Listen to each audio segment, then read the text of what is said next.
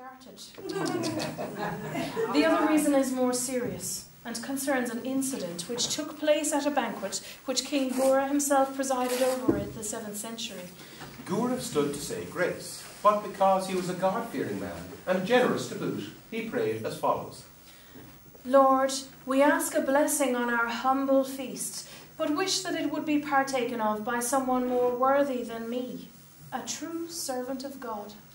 Well, by an extraordinary coincidence, at exactly the same time, about 10 miles from here, in the bleak and cold vastness of the Burren, a true servant of God, the hermit Coleman MacDua, was about to partake of a most frugal meal of berries and cresses, and he prayed as follows.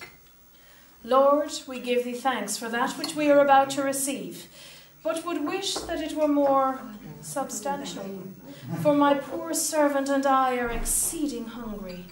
Well, the good Lord, in his wisdom, decided to answer both prayers at one and the same time.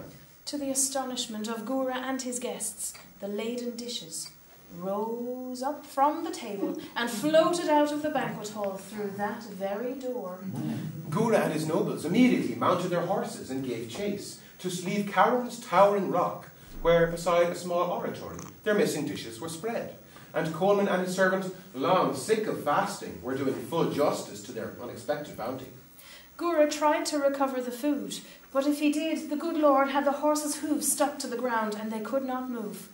Coleman eventually released the king and his nobles from the spell, and Gora, ever generous, decided to reward him by building for him a new monastery at Kilmacduagh.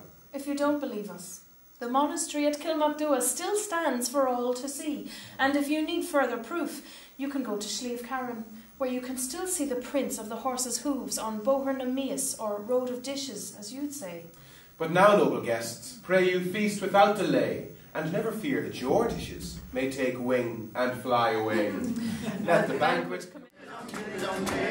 So we asked her out to have a drink, and she agreed without a frown, and off we went with one consent to an alehouse up in Carmen Town. Then I called in a good strong pint of sherry.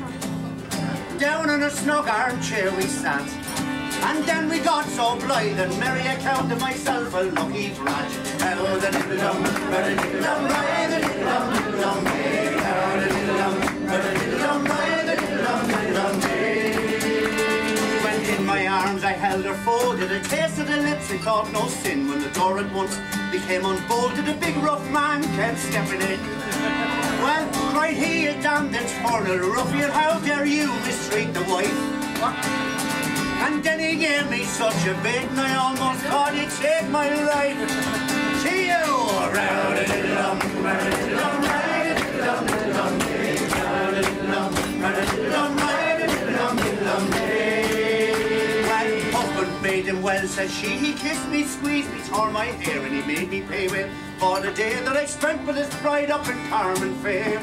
So come all young lads that want a wife, of unknown females do beware, and mind the disgrace that happened to me in a damn deceitful Carmen Fair. We're off now, one, up!